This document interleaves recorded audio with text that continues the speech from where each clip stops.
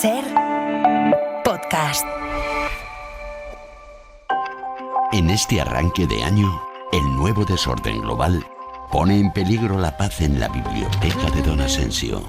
Ladrón de paz, campo de minas para mi sensibilidad. El mayor desastre mundial. ¡Ay, ni se ve que te la sabes! Vamos, es una perla, una de mucho cuidado. ¿Qué perla ni qué perlo? Es una amenaza global, un demente megalómano. Hoy, Severino, cariño, que así no es. ¿Tú estás bien? Albacete.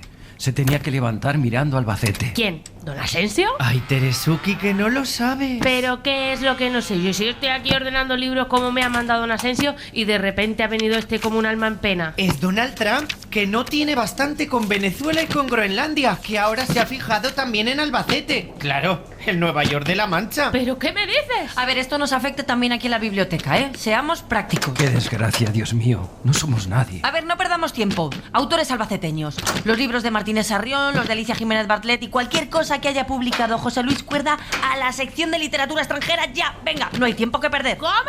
Ah, no. Por encima de mi cadáver. José Luis Cuerda es más español que la tortilla. ¿Cómo lo vamos a llevar a literatura extranjera? Teresa, que no te oigan ni rechistar. Buenos días. Vengo a revisar que el nuevo orden mundial se esté cumpliendo en la biblioteca de Don Asensio. Por supuesto, claro que sí. Justamente estábamos en ello, ¿verdad, Tere?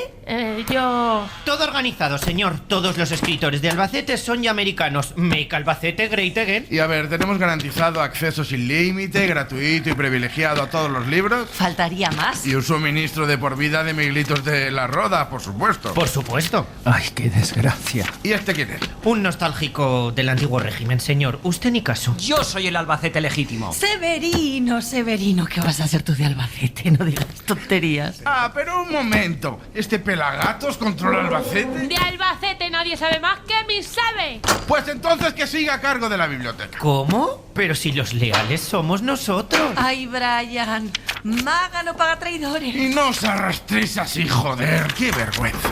Se ve. ¿Será posible que haya cambiado todo para que nada cambie? ¿Cómo disfrutaría Lampedusa de este gatopardismo? Hoy por hoy Magazine. Ser podcast. Fuerte fue cuando Nicodemo permitió a San Aspiré. Aquel verano ha pasado este movimiento de la administración Trump en el abierto. Si hay más reacciones de albaceteños y de albaceteñas, se lo contaremos aquí en esta biblioteca, en la SER. Antonio Martínez Asensio, buenos días. Buenos días. Y feliz año. Feliz año. ¿Tú crees que la geopolítica afecta tanto a la biblioteca? La nuestra no. O sea, nosotros hemos hablado de Venezuela, además lo ha contado un Pero francés mucho. y un español. O Sí, sea, sí, que y una española, sí, Miriam sí. Reyes. Pero vamos, no vamos a permitir ningún abuso de poder en esta biblioteca y por supuesto vamos a mantener a los autores albaceteños en su sitio. En su sitio, que es donde Lo que hay que toca, hacer. porque uno no sabe además cuándo las cosas van a cambiar por completo, cuando todo se puede poner patas arriba, uno se acuesta una noche y a la mañana siguiente el mundo ha cambiado por completo. Y esto es que nos cuenta hoy las páginas de la novela que entra hoy en la biblioteca de Hoy por Hoy, Antonio. Exactamente, Oxígeno, de Marta Jiménez Serrano, un libro que llega casi a la biblioteca a la vez que a las librerías, porque salió ayer a la venta y creo que ya ha salido la segunda edición. Está publicado por Alfaguara y es la historia personal de su escritor. Habla sobre la vida, sobre lo que nos pasa, sobre la muerte, lo que nos llega a pasar, el cómo contarlo, el miedo, el amor, y es la confirmación. Bueno, ya ha estado muy confirmada, pero La es una gran novela, la reconfirmación. de Marta Jiménez Serrano. Marta Jiménez Serrano, muy buenos días. Buenos días, ¿qué tal? Segunda edición, pero si ha salido esta semana. Yo tampoco lo entiendo, la verdad. Sí, muy... Ha salido ayer. Salió ayer. Sí. Sí. Salió ayer. Ayer. Y ya va por la segunda edición. Sí. ¿Qué ha pasado aquí, Marta? Pues no lo sé, que tengo unos lectores muy entusiastas y muy rápidos y muy ansiosos. Pues que vayan preparando ya la tercera, porque todo quien pasa por la biblioteca de Antonio Martínez Asensio redobla Pues todavía la venta de los libros. Pues allá vamos. Marta, nos pasamos la vida planificando el título de un libro, donde vivir, una publicación, yo qué sé, sopesando elecciones, sopesando decisiones, dando forma a nuestra vida. Y justo lo que nos puede cambiar la vida es lo que no elegimos. Totalmente. Yo creo que la experiencia que cuento en el libro a mí me enseñó la cantidad de cosas importantes que no están bajo nuestro control. Lo cual en un primer momento da susto y en un segundo momento es muy liberador en realidad, ¿no? Porque si de mí no depende, pues tampoco puedo hacer nada. Claro, sí. Cuando hay acontecimientos que hacen que todo salte por los aires, vamos a dejar las cosas a medias, porque así vamos a entrar en un ratito en el argumento y en la entrevista con Marta. primero un libro en 3 minutos, Bueno, para ir abriendo boca. ¿Qué nos sí, traes hoy? Hoy voy a contar un libro que aparece en el libro de la semana, en Oxígeno, porque su autora dice que no consiguió terminarlo. Y hoy luego supongo que nos contará por qué. La radio como servicio público. Claro, si no lo ha terminado, yo a te lo escuchar cuento. un libro en 3 minutos. Sostiene Pereira, de Antonio Tabucchi, escrito en 1994. Y además yo creo que es un libro muy necesario Absolutamente. actualmente, así que vamos a abrir las páginas de Sostiene Pereira. Bueno, sostiene Pereira que conoció a Monteiro Rossi un día de verano. Pereira es un periodista que se ocupa de la página cultural del Lisboa, son los años 30 en Portugal, gobierna Salazar. Pereira necesita un colaborador externo para ocuparse de una sección fija y llama a Monteiro Rossi para ofrecerle escribir elogios fúnebres de escritores, una necrológica cuando muere un escritor importante. Quedan en un café. La calle es verdad que ese día está alterada. En el Alentejo la policía ha matado a un carretero que abastecía los mercados y que era socialista. El Lisboa no ha tenido valor para dar la noticia. Monteiro Rossi acepta el trabajo y le dice que la primera necrológica que le va a enviar es la de Federico García Lorca. A Pereira García Lorca pues no le parece el personaje ideal. Monteiro Rossi además le pide un adelanto. Quiere comprarse unos pantalones y llevar al cine a una chica con la que ha quedado. La chica es muy bella, de tez clara y con los ojos verdes. Es Marta. O sea, todo está relacionado. Hoy Marta también. Las necrológicas que Monteiro Rossi le envía a Pereira pues no le valen, son impublicables en ese momento. Y Pereira las va dejando en una carpeta, pero sin embargo sigue pagándoselas encima, adelantándole más dinero. Pereira se va a descansar a un balneario y cuando vuelve a Lisboa en el tren conoce a una mujer que tiene una pierna ortopédica que está leyendo a Thomas Mann en alemán. Comen juntos en el vagón restaurante.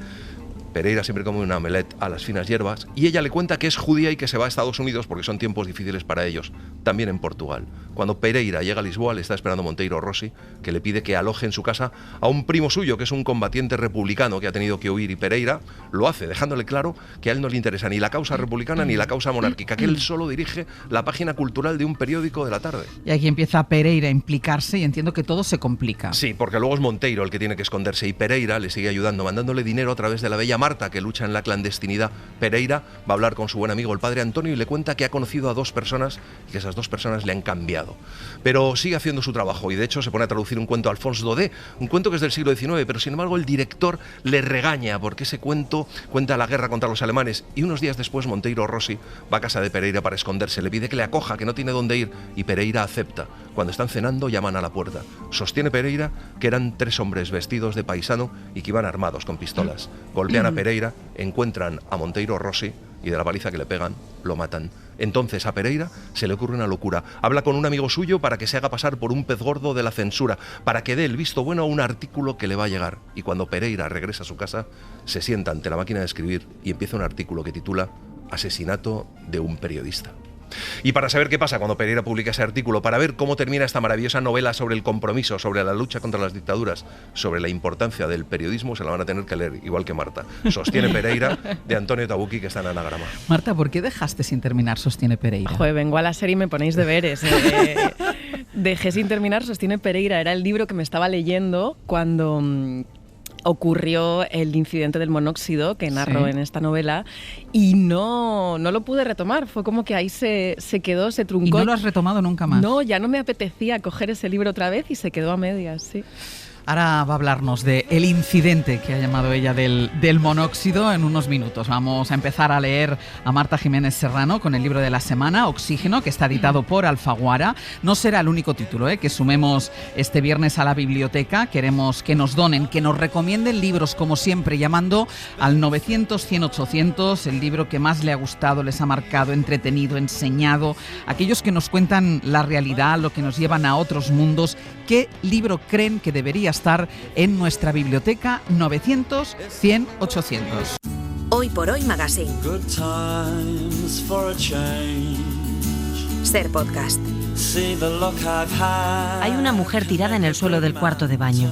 La mujer está inconsciente y el suelo del baño es gris claro. Sus brazos y sus piernas están en flexiones poco habituales, como una muñeca abandonada con despreocupación en el suelo porque ya está la merienda. Las bragas a mitad de los muslos, los vaqueros en los tobillos, una gota de orina dorada y brillante al final del caracolillo del pubis, como un último efluvio de vida.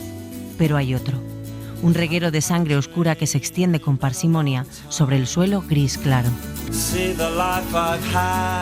Así comienza la historia que nunca quiso contar su autora, la historia que nos va a llevar a un sábado soleado, un 7 de noviembre de 2020, a un piso abuhardillado, a un salón conectado a una cocina, a una pareja que comparte ese día dolor de cabeza y a la llama amarilla de una caldera.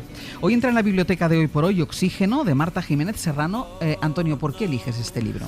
Bueno, este es un libro que habla sobre muchas cosas, sobre la vida, sobre lo imprevisible, sobre la familia, sobre la memoria, sobre la construcción de una vida y la construcción de una relación, pero tiene otra cosa que a mí me ha apasionado, que es que hay una gran reflexión sobre la utilidad de la literatura.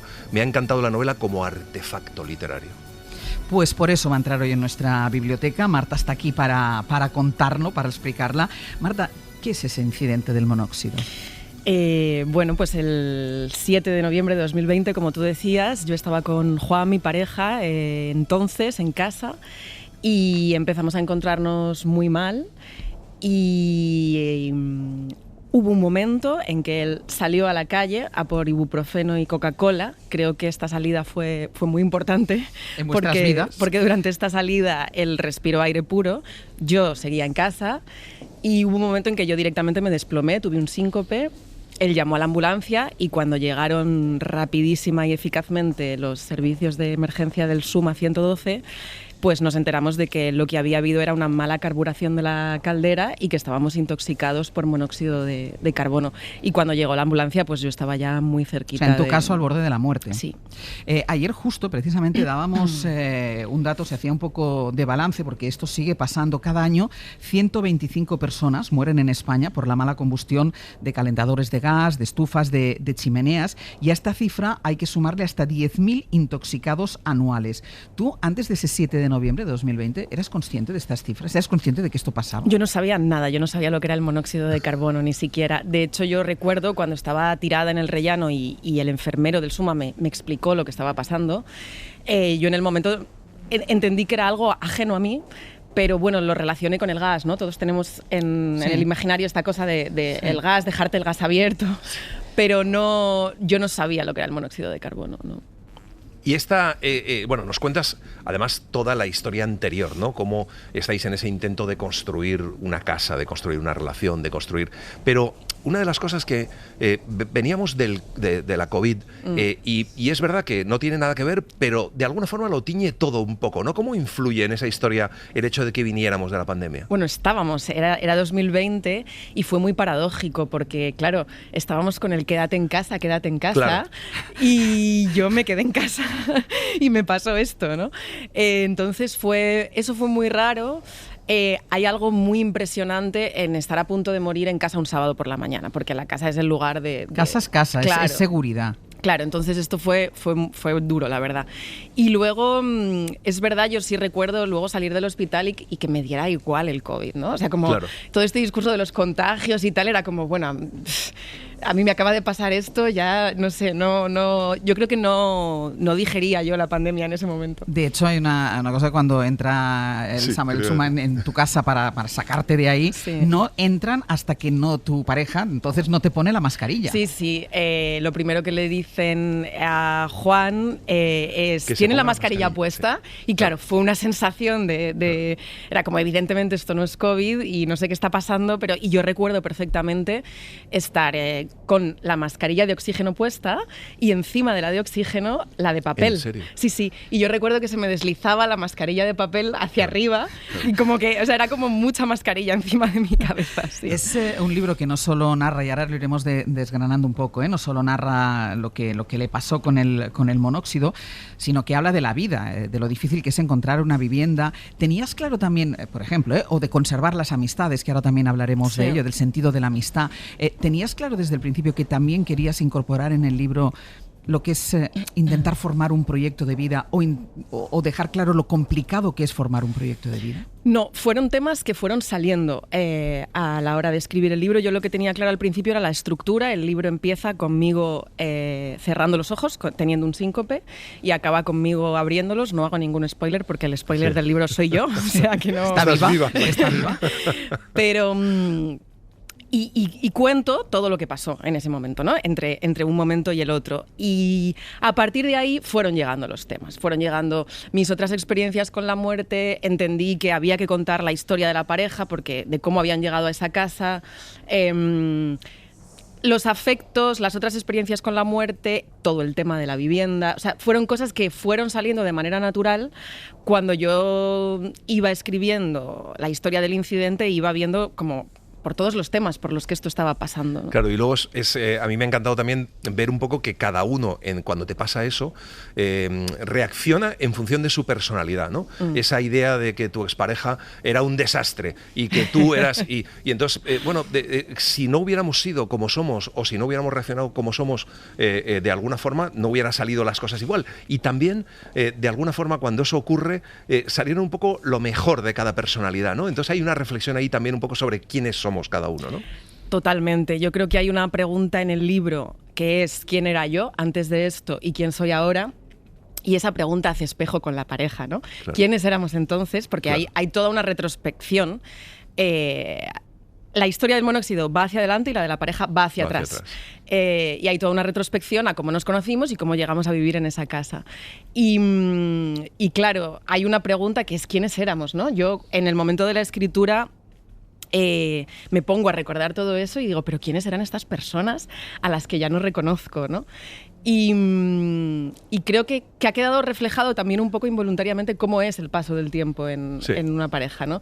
Y luego es gracioso, ya no estamos juntos, entonces esas discrepancias de las que hablas ahora me hace gracia leerlas, ¿no? Pero claro, también es una buena metáfora de lo que es a veces una pareja. Vivimos el mismo acontecimiento, cada uno desde un lugar, y cada uno lo elaboró desde un sitio, ¿no? De todas formas, dices ahora, cuando miras quién era esa pareja, ¿el cambio se produce por el incidente o tú crees que sin el incidente te hubiera pasado lo mismo? Que en un momento determinado de tu vida hubieras mirado hacia atrás y decir, ¿quiénes eran esos? No, yo creo que habría pasado igual. O sea, creo que es un tema del paso del tiempo, ¿no? Todos crecemos, bueno, no sé si todos, pero si uno evoluciona, si uno crece y si uno va cambiando, claro, cada uno evoluciona personalmente y esos cambios de pantalla del videojuego los tiene que soportar la pareja, ¿no? Claro. A veces no los soporta. Y cuando uno mira hacia atrás, pasa con uno mismo y pasa en pareja y pasa, decías, con los amigos. Hay veces que yo me pasó con la escritura del libro, que me pongo a recordar y digo, ¿pero quién era esta gente? Yo tenía una sensación de estar contando otra vida, porque de repente era como, esos amigos ya no los veo.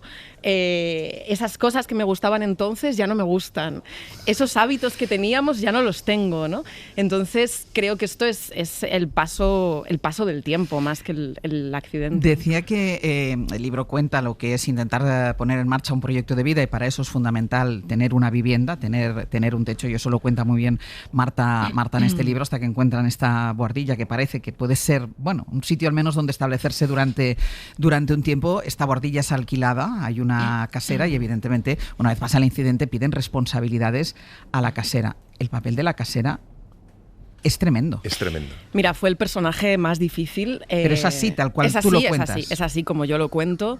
Y a mí me costó muchísimo abordar el personaje de la casera en el libro, digamos, aunque sea un personaje real, porque me parecía tan villano de película. O sea, uno cuando escribe un libro, pues claro, intenta que sea complejo, verosímil, que los malos tengan un lado humano, ¿no? O sea, esto es lo que uno, como escritora, lo que yo pensaba que tenía que hacer era retratar a un malo con sus vulnerabilidades. Pero aquí no era posible. Y tuve el libro parado meses porque no sabía qué hacer con la arrendadora, que así la llamo. Y bueno, creo que en ese juego que tiene un poco el libro, del que creo que luego hablaremos, de dar la realidad tal y como fue, bueno, pues lo intenté incluir ahí, y es que es un topicazo, pero a veces la realidad supera la ficción, claro. Y a veces hay villanos de películas de superhéroes que están también en la vida. Es un poco ideológico lo que le pasa a esta mujer. No sé por qué a mí me ha recordado un poco a Trump o a, no sé, el hago lo que quiero, no tengo responsabilidades de nada, soy libre, ¿no? Hay algo ahí. Yo creo que la clave está en lo que dices de la responsabilidad, ¿no? Que además es una palabra que me gusta y que creo que la usamos solo para lo negativo, cuando también la responsabilidad es necesaria para satisfacer nuestros deseos y para procurarnos placer y bienestar, ¿no? Y yo creo que, claro, aquí lo que hubo fue una negligencia tremenda, una falta de responsabilidad muy grande, que supongo que te puedes permitir si vives en una determinada burbuja de No reviso mi caldera, no Como tengo, yo no vivo ahí. pero alquilo la casa y no digo nada. De todas formas, hay una cosa que también se refleja en el libro, ¿no? que llegas a decir tú, ¿no? Que te gustaría que ella leyera, que este libro cayera en sus manos. Se llama Oxígeno, es de Marta Jiménez Serrano. Lo digo por si alguien lo está, lo está escuchando. Pero yo creo que es un libro que debería caer en manos de muchos caseros y de muchas caseras que no saben cuál es la realidad de a las personas a las que les alquilan las casas. Yo creo que hemos perdido un poco la medida, o sea, el problema de la vivienda es enorme, se ha analizado desde puntos de vista económicos y sociológicos muy necesarios, pero a mí lo que me interesaba transmitir en el libro es que hay una parte humana que creo que se nos ha olvidado totalmente, ¿no? La vivienda es una propiedad privada, pero alquilarla y venderla no debería ser igual que vender camisetas. Cuando le alquilas a alguien un piso, le estás alquilando su hogar, y de hecho una cosa que yo reflexiono en el libro es que, claro, lo que me pasó a mí fue el máximo de gravedad posible, ¿no? Pero estamos alquilando pisos con unos alquileres carísimos y resulta que los caseros nos dicen cosas como que no podemos tener mascotas, o que no podemos hacer fiestas, o que no podemos agujerear la pared, ¿no? Entonces, ¿cómo nos relacionamos con nuestra propia casa? ¿Es tu casa un lugar en el que no puedes celebrar tu cumpleaños? Claro, y tú dices, es verdad que lo que te pasó a ti es un caso extremo, ¿eh? Una negligencia de alguien que ni revisa la caldera y pasa de todo. Pero claro, es que tú ya cuando alquilas esa casa, y lo digo esto porque le pasa a muchísima gente, tú te haces cargo de cualquier desperfecto, ¿eh? Esto lo dicen muchísimos caseros, ¿sabes? O sea que... Sí, e incluso a veces lo pides y no te dejan tampoco. Dices, bueno, le doy una mano de pintura o quiero poner aquí una lámpara y ni siquiera te dejan. O sea, creo que hay que entender que si uno está pagando por un piso, sea de alquiler o como sea, ese piso es un hogar y es tuyo, ¿no? El resto de personajes, hemos hablado de la pareja, de la casera, son los miembros del Suma 112 que les asistieron. ¿Cómo fue contactar con ellos? ¿Cómo fue contactar con esa pareja artística, Víctor y Ana Belén? Que también eso lo intentas colar en un libro de ficción y la gente te dice, hombre, Marta. Es que era así, se llamaban Víctor y Ana Belén. Yo ¿qué le voy a hacer? La médico y el enfermero, sí. Fue muy bonito. A ver, el Suma 112 llegó muy rápido, fueron muy eficaces, me sacaron de allí. Pero además fueron muy majos. Yo me sentí muy arropada en la ambulancia. Es evidente que me encontraba en una situación de extrema vulnerabilidad y desasosiego, y fueron muy majos. Y claro, cuando yo me puse a escribir el libro tiene un problema muy grande, que es que yo soy la narradora, soy la autora y soy la protagonista, y yo estaba inconsciente durante toda la historia. Entonces me encuentro con la situación de que necesito entrevistar a la gente que estaba allí porque yo no tengo la información. Contacté con el Suma, me atendieron encantadores, y ellos me pusieron en contacto con Víctor, que fue el enfermero que me asistió aquel día. Durante mucho tiempo pensé que nunca escribiría este libro. ¿Por qué? Porque trata de lo que ocurrió, pero yo no lo recuerdo. Durante el punto álgido de la narración, yo estaba inconsciente. Las historias las narran los que las vieron o los que las vivieron, y yo esta ni la vi ni la viví. Todo lo importante pasó mientras yo estaba inconsciente. En el clímax de esta trama yo no estoy. No hice absolutamente nada en esta historia. ¿Cómo iba a contarla yo? ¿Y cómo la cuentas? A mí me ha interesado muchísimo esto. Me ha dado un poco la sensación de que a lo mejor tú estabas intentando escribir un libro en el que pusieras patas arriba todo lo que tú enseñas en tus talleres de escritura. Está bien visto, sí. Claro, para ponerlo patas arriba primero hay que asimilarlo, ¿no? Sí. Pero claro, fue un libro muy difícil de escribir por este punto de partida del que estamos hablando, y al final en el propio libro hay una reflexión sobre cómo es narrar una historia, claro, y cómo es contar una historia, porque esto es lo que hacemos todos con, claro, nuestras propias vidas, ¿no? Claro, y la utilidad de la literatura, quiero decir, al final, ¿para qué sirve la literatura? Al final, ¿para qué escribes tú este libro? ¿Por qué? Porque es un libro que está lleno de preguntas. Al final, hacer todas esas preguntas e indagar es lo que hacen que el artefacto literario funcione. Siempre, ¿no?, que hay un libro de este estilo, que uno cuenta su experiencia, siempre preguntas, ¿te ha servido de terapia? ¿No? Tú has tenido que ir a terapia también. Yo he tenido que ir a terapia. Claro. El libro está dedicado al Suma y también a mi psicólogo. Claro. Y la terapia era necesaria, pero creo que el libro también ha sido terapéutico. Y de hecho creo que en realidad el libro, la escritura, la literatura y la terapia tienen algo en común, que es el poner por palabras, ¿no? El poder verbalizar y ordenar algo que nos ha ocurrido. Y a mí el proceso terapéutico fue fundamental. Pero creo que la propia escritura del libro también me ha ayudado a entender lo que pasó y a colocarlo. Contamos historias para que se enamoren de nosotros y para buscar trabajo y para dar excusas. Contamos historias para que todos se rían o para romper el silencio o para hacer amigos. Contamos historias, en fin, para que nos quieran. Y todas tienen un planteamiento, un nudo y un desenlace, unos protagonistas y unos secundarios. A veces hay un antagonista, a veces hay un lobo. Si atendemos a estos fines, la muerte es perfecta. Encaja bien en cualquier historia.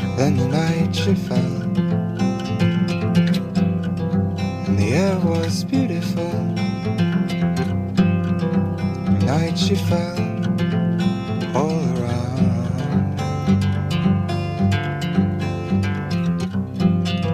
So look, see the days,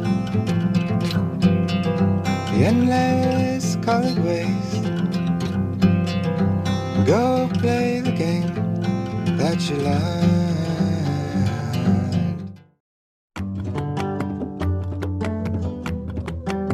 Hoy por Hoy Magazine.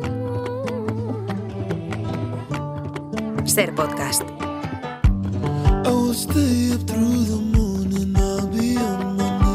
Sabemos que moriremos algún día, pero no lo sabemos. Pero sí lo sabemos. No sabemos qué día ni en qué circunstancias. Sabemos que habrá gente llorando, un señor preguntando ¿entierro o incineración? Una mano sobre un hombro, alcohol, ansiolíticos, Kleenex. Sabemos que alguien escuchará una canción y se acordará de nosotros. Que alguien llorará bajo la ducha. Que alguien quizá se alegrará un poco o al menos no llorará bajo ninguna ducha. Sabemos que alguien firmará un parte de defunción con nuestro nombre y habrá una nueva fecha, paralela a la del cumpleaños, con la que todo se acabe.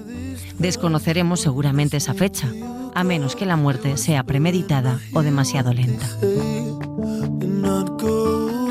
Sabemos que ese día llegará, no sabemos cuándo. Marta creyó que era el 7 de noviembre de 2020, no fue así y por eso lo cuenta en Oxígeno, el libro que entra hoy en nuestra biblioteca. ¿Tú pensabas mucho, hasta ese momento, tú pensabas mucho en la muerte, Marta? Porque sí creo que eres hipocondríaca. Mira, lo era mucho más antes. ¿Sí? Esto sí me cambió mucho con el tema del monóxido. Pero sí pensaba en la muerte. Claro, vuelvo a la primera pregunta que me has hecho hoy. Cuando te pasa algo así, asumes... Es muy evidente todo lo que no puedes controlar.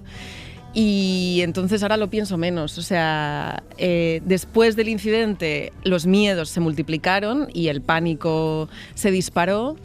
Y cuando lo conseguí colocar es como, bueno, pues si te puedes morir un sábado por la mañana en tu casa, mejor no pensar en ello, porque si puede pasar en cualquier momento, ¿qué más da? Porque no lo puedes, evidentemente, no lo puedes controlar. De todas formas, tú haces una descripción de la muerte que todos pensamos en esa luz al final del túnel. Tú lo describes de una manera completamente diferente. Bueno, es que... Claro, a mí me ha pasado de repente escribiendo sobre la muerte, pasa lo mismo que con el amor y estas palabras tan grandes, que tenemos solo una palabra, pero seguramente hay muchas diferencias entre unas muertes y otras, ¿no? Y morir por monóxido de carbono, por intoxicación, es bastante grato. De hecho, tú no querías despertarte. Lo difícil fue volver. Exacto. Eso fue muy desagradable, muy doloroso, pero lo que te pasa es que vas durmiéndote plácidamente. Bueno, me dolía mucho la cabeza, pero lo difícil fue volver a la vida realmente. A mí me impresionó esa sensación que cuentas, que claro, cuando vas en la ambulancia, le preguntas al tipo que va contigo en la ambulancia qué te ha pasado, porque tú no sabes qué te ha pasado. Y no sabes si lo que te ha pasado es algo que va a perdurar y que te vas a quedar paralítica o qué te ha pasado, ¿no? Claro, es que durante casi todo el rato lo que yo pienso es que a mí me está pasando algo, algo interno, no sé, el corazón, la cabeza, ¿no? Algo... y primero me explican que ha sido una cosa exterior, entonces eso me tranquiliza mínimamente, pero claro, yo no puedo mover el cuerpo. No sabes las secuelas que te puedo dejar. Claro, yo estoy ahí tumbada, me cuesta muchísimo hablar, o sea, me vienen las palabras a la cabeza, pero tengo que hacer un enorme esfuerzo para decirlas y no puedo mover el cuerpo, entonces yo, claro, hay un momento en que digo... ¿Cómo voy a salir de aquí? ¿Qué me ha pasado? ¿No? ¿Qué me ha pasado y qué me va a pasar? Solo puedes decir Marta 30, que es tu nombre y la edad. Sí. Y no hemos tocado el tema de la amistad, de la reacción de algunos amigos cuando lo cuentas. Es decir, tú cuentas algo que ha supuesto para ti un auténtico trauma, que ha necesitado una reparación importantísima, y que muchos de tus oyentes cuando lo cuentas, de tus amigos o de tus conocidos cuando lo cuentas, reaccionan cuando tú dices, bueno, si me ha pasado, bueno, pues yo he tenido un mal día en el trabajo. Sí. ¿Cómo somos, no? Sí, nos cuesta muchísimo, creo, tolerar la tristeza ajena y tolerar el dolor ajeno y acompañarlo, ¿no? Creo que muchísimas veces nos relacionamos con la tristeza de los demás intentando resolverla o solucionarla, y a veces solo hay que acompañar. Y luego también creo que todavía nos cuesta muchísimo más asimilar los problemas psicológicos que los físicos o los materiales, ¿no? Yo tenía ganas como de tener una pierna escayolada para que la gente entendiera que me había pasado algo. Claro, porque ¿no? aquí no hay heridas, no hay una operación, no hay algo que puedas enseñar, simplemente, Claro. Bueno, has sobrevivido. Sí, Bueno, pero pues hay una entonces herida estás de bien, cabeza claro. y una herida Exacto. emocional brutal. Claro, de hecho cuando me pasó yo recuerdo mucho esta frase, lo contaba y recuerdo esta frase de, bueno, así que se ha quedado en nada. Claro. Y yo lo entendía, a lo que y evidentemente que no haya secuelas irreversibles es una suerte. Pero claro, yo me quedaba y yo veía como yo estaba en ese momento que yo pensaba, bueno, aquí me quedan años de terapia con José para colocar esto, ¿no? Entonces era muy paradójico ese desfase entre parece que no ha pasado nada y todo lo que me estaba pasando a mí por dentro. Me parece que no ha pasado nada, pero no puedo dormir sola, tengo que abrir con las ventanas abiertas. Claro. Y luego Sí. muy impresionante también cuando valoran el trauma, que hay de 0 a 2, y al final el trauma es como que se valora menos, muchísimo menos que una herida cualquiera, ¿no? Sí, yo es que aquí creo que vivimos en una sociedad que aplica lo científico para todo y hay cosas que no se pueden abordar desde el método científico, ¿no? Y esta cosa de los números y de la numeración, que ya lo hacemos con todo, con las películas, con los libros, es que hay cosas que no se miden así, no se puede medir el dolor como se pesa el azúcar. Entonces, eso también fue muy paradójico, ¿no? Como que para valorar la indemnización y el trauma hubiera que dar un número. Si cuando vas al médico y te dicen cuánto te duele, ya es difícil contestar. Claro. Bueno, pues, hay médicos que te dicen de 0 a 10 cuando Exacto. te duele. De 0 a y que 10, dices, claro, no claro. lo sé, a mí 25. Claro. Entonces, imagínate con algo que tú misma ni siquiera sabes en ese momento. El libro es Oxígeno, de Marta Jiménez Serrano, que entra ya en la estantería de la biblioteca de Antonio Martínez Asensio, de la biblioteca de Hoy por Hoy. Y ya sabes, Marta, espero que Antonio te lo haya contado, que también tienes que donarnos tú un libro. Sí, lo sé. Venga. Estos deberes sí los he hecho. Vale, perfecto. Vengo a donar Matadero 5 de Kurt Vonnegut, que es un librazo impresionante que a mí me ayudó muchísimo a escribir Oxígeno, por eso lo he traído hoy. En Matadero 5 Kurt Vonnegut cuenta o intenta contar o se enfrenta a la imposibilidad de contar cómo él sobrevivió al bombardeo de Dresde. Y claro, si sobrevives es porque no lo has visto. Él estaba bajo tierra. Entonces había una paradoja parecida a la que me ocurrió a mí, ¿no? De tengo que contar algo a lo que he sobrevivido precisamente porque yo no lo estaba viendo. Y hay otra cosa impresionante en el libro, que es que hablando de esto tan bestia, tiene un humor que a mí me ha acabado saliendo también en Oxígeno, que yo no lo esperaba y sin embargo salió por ahí. Se ve que no puedo escribir sin humor y me ayudó mucho el tono de Matadero 5. Sí. Pues Matadero 5 de Kurt Vonnegut, que está en Blackie Books. Vamos con los libros genialidad. que no está el empleado tiene hoy sustituta. Sí. Eva Cruz, buenos días. Hola, buenos días. Vamos con los libros de la semana. Pues traemos Ese que fui, de Candelaria Shamun, que publica Manos de Pan. Cuenta la historia autobiográfica de Candelaria Shamun, una mujer adulta que fue mutilada para encajar en las formas binarias hombre-mujer. Es un relato sobre la violencia que puede llegar a ejercer la medicina y la ignorancia colectiva sobre un cuerpo en nombre de la normalidad. Bueno, y tenemos que decir que Manos de Pan es una nueva editorial que tiene su ideario en su Cada vez diario. me gustan más los nombres de las editoriales. Manos de Pan. Sí, magnífico. Tenemos que ver por qué, de dónde viene. Yo creo que viene de un verso, pero bueno, es una editorial que tiene en su diario traer a la vida libros desafiantes, conmovedores, valientes, artesanales, inteligentes, preciosos, y que van a publicar poesía, narrativa y ensayo. Entre sus fundadoras está Elvira Sastre. Y en cuanto a Candelaria Shamun, bueno, pues fue reconocida en 2024 por Amnistía Internacional Argentina como una de las 12 referentes LGBTI. No, lo vas a decir mal, da igual, mal, te hemos mal, entendido. Te hemos entendido, LGTBIQ+. Exacto. Vale. Vas a la auditoría. Un librazo. Vale. Ese que fui, de Candelaria Shamun, un librazo, que es un librito pequeño de Es un tamaño, librito, sí, pero es un muy librazo pequeñito, de contenido que está publicado por esta nueva editorial que se llama Manos de Pan. Y también Las crines, de Marc Collell, en Ciruela. Seguro que he dicho Collell, luego lo dices tú bien. No, Marc Collell. Vale, Sí. bien. Bueno, pues es el ganador del premio de novela Café Gijón 2025. Cuenta la historia de un hombre que viaja desde España hasta Argentina con una llave en el bolsillo porque una amiga le ha dejado dejado una casa, una quinta en el campo para pasar unas semanas. Y cuenta lo que se encuentra allí, la naturaleza, la soledad, la gente que conoce. Cuenta, a mí me molan mucho las novelas que cuentan un territorio. Sí. Y entonces llega allí y se encuentra de repente en un territorio absolutamente diferente a lo que conoce, que en principio parece desierto, pero no, hay gente que de repente va apareciendo y es gente extraña también. Y también es una muy buena novela. Las crines de Marco Lell, que está en Siruela. Vamos con las donaciones de los oyentes, con Ramón desde Huesca. Buenos días.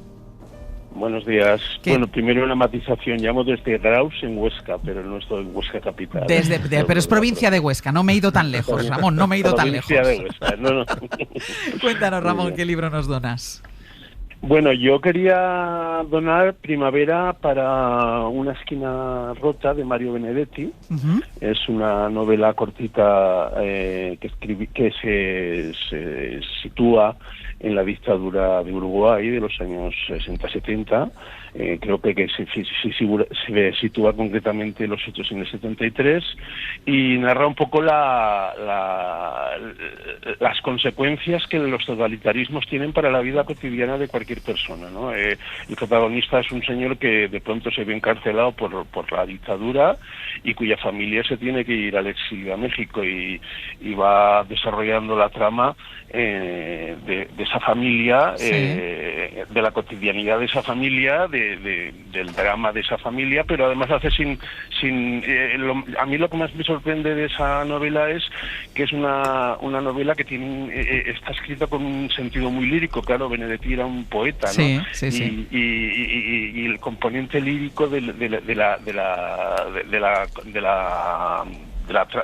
cómo se está escrita la novela, ¿no? Es una prosa muy lírica. Pues y sobre todo también las consecuencias que tiene para la vida diaria, que a veces nos parece que los totalitarismos solo son importantes para lo genérico, para la economía o para no sé qué, para las relaciones internacionales. No, las consecuencias que tienen dramáticas para la gente, para el día a día de la gente. De hecho, esta novela creo que se hizo también obra de teatro después y tal.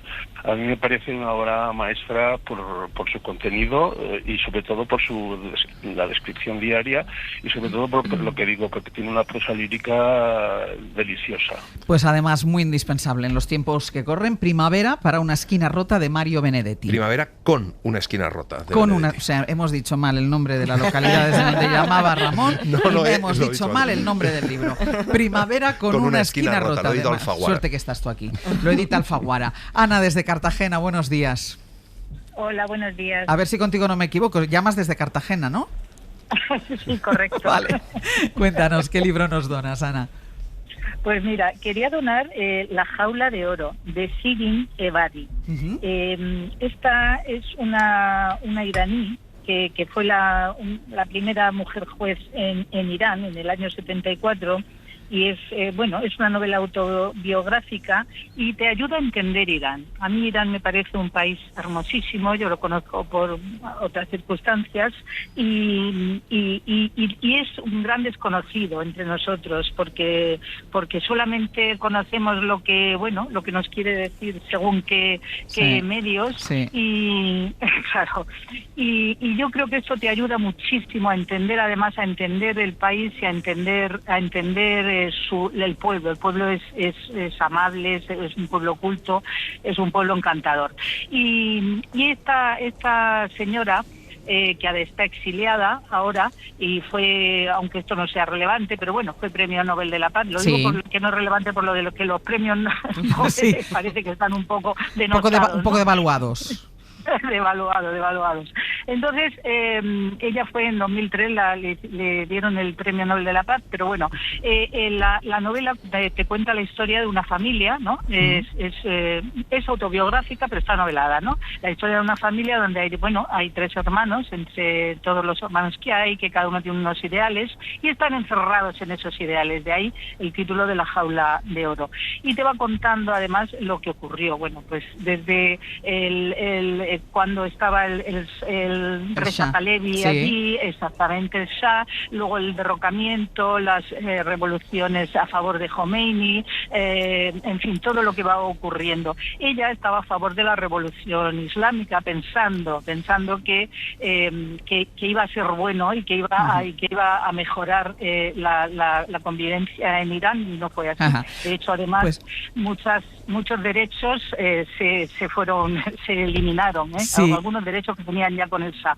En fin, a mí me parece un libro encantador y que nos da a conocer Irán, y bueno, y esta señora además me parece fantástica. Pues además, si le decía antes al anterior oyente que Primavera con una esquina rota era de mucha actualidad, también, porque en Irán hay unas manifestaciones tremendas que están siendo reprimidas ahora mismo por las autoridades de ese país y que llevan ya decenas de muertos. Es decir, que La jaula de oro de Siri Ebadi. Que está en la esfera de los libros. Que está en la esfera de los libros. ¿Y en un libro una hora qué vamos a encontrar? Pues en un libro una hora, esta semana vamos a contar Fortunata y Jacinta, pero lo vamos a contar en 2 capítulos. Claro. Y entonces esta semana es el primer capítulo. O sea, es un libro en 2 horas. Es un libro, exactamente, es un libro ¿No 2 horas. has tenido suficiente con una hora?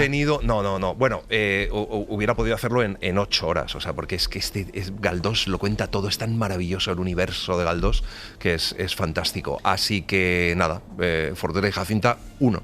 Fortunata y Jacinta, primera parte, en un libro una hora, y Marta Jiménez Serrano con Oxígeno, que por cierto, yo decía antes que es un libro que debería tener no solo tu casera, sino tu ex casera, sino todas aquellos que son caseros y caseras, para conocer a las personas que habitan esos pisos que son suyos. Pero ¿quién te gustaría que lo leyera? Bueno, lo está leyendo mucha gente, porque va por la segunda edición, pero ¿en qué estanterías te gustaría que estuviera? Uy, pues no sé, en muchas. La verdad es que lo que más me gusta o lo que más me satisface es cuando se lee bien, que creo que está pasando, ¿no? Cuando las lecturas que me devuelven, yo siento que ahí ha habido una comunicación, pero no sé, me encantaría que estuviera pues en un montón de estanterías, la verdad. ¿En novela o en memorias?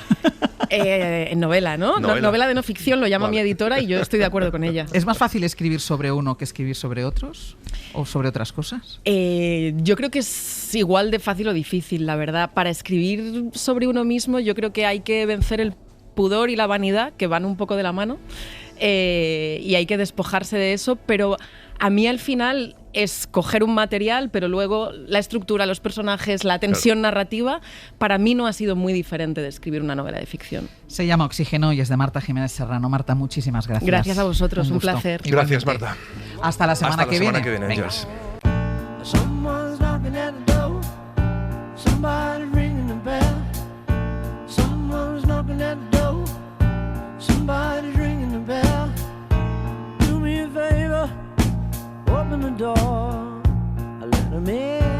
Hoy por Hoy Magazine.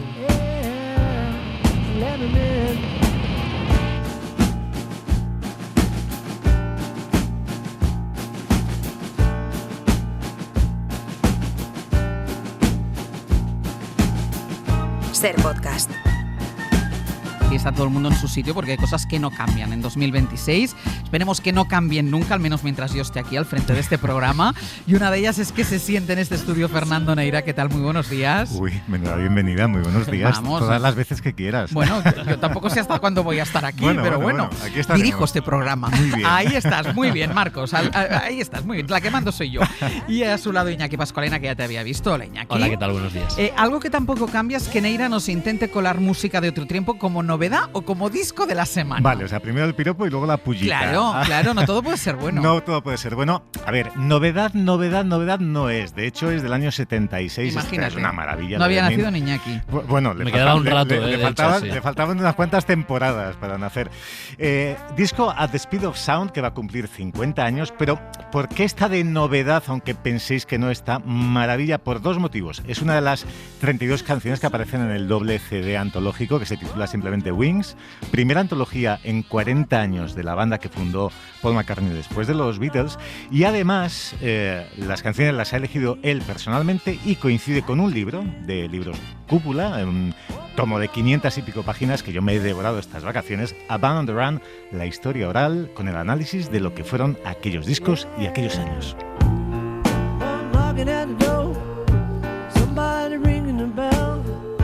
Claro, Bueno, pero yo escucho esto, me parece buenísimo, pero claro, cualquier cosa que venga de los Beatles a mí me gusta. Bueno, efectivamente, es un eterno problema, que es buenísimo y dices, claro, mejor o peor, es que vienes de los Beatles, ¿cómo haces? Los Wings, por ejemplo, estuvieron 4 veces con 4 discos como número 1 consecutivo, también At the Speed of Sound, pero sí que es verdad que fueron a veces criticados, a veces incluso caricaturizados, y este Wings, esta antología, sirve para poner los puntos sobre las íes, las cosas en su sitio. Escuchad esto.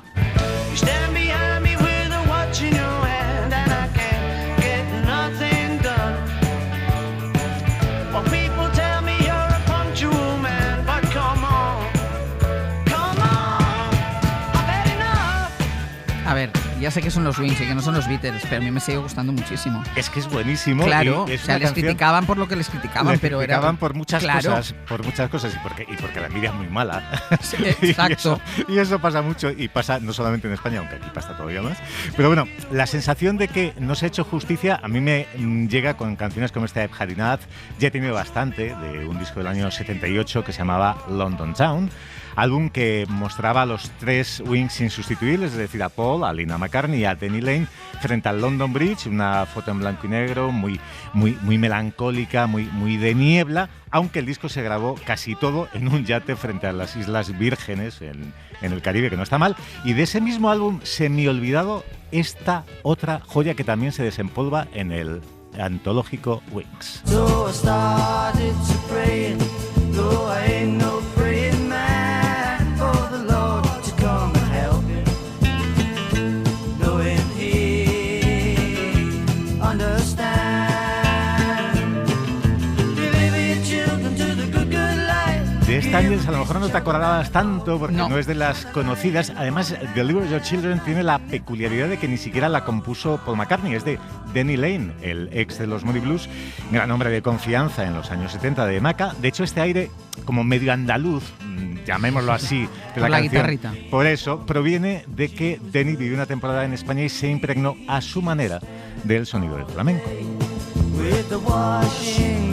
Es curioso porque siempre tendemos a pensar que en grupos como este el jefe y el compositor absoluto era la estrella, y en este caso Paul McCartney. Exactamente, casi siempre era así, pero bueno, no siempre. De hecho, el que iba a ser el primer single de los Wings, su presentación con el disco Wildlife del 71, no solo no es un original de Maca, sino que es una versión de un viejo éxito del 56, un One Hit Wonder de un dúo llamado Mickey y Sylvia, Love is Strange, el amor es extraño. 15 años más tarde, para dar a conocer la nueva banda de Paul McCartney, Maca, en vez de componer él, elige esta versión y le da un aire medio jamaicano.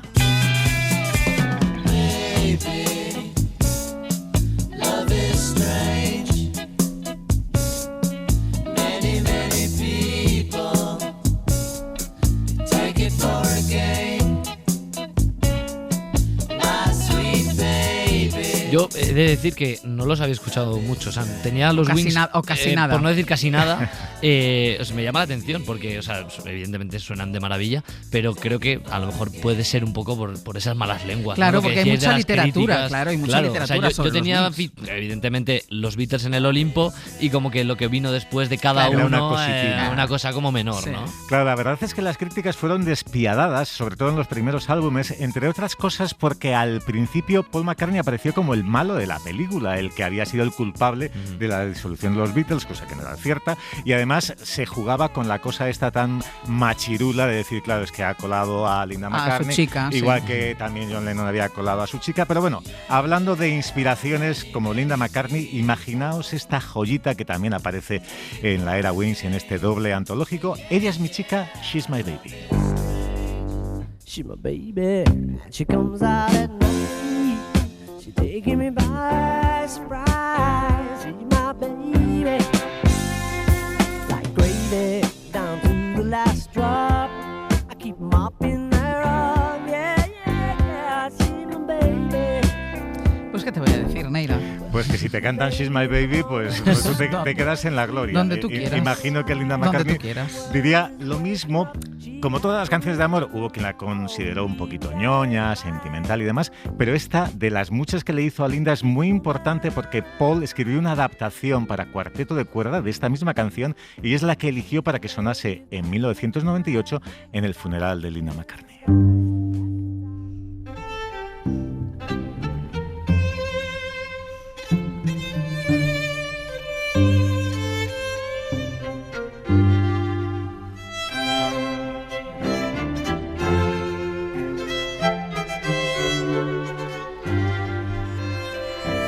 Sí, suena bien. Ya te digo.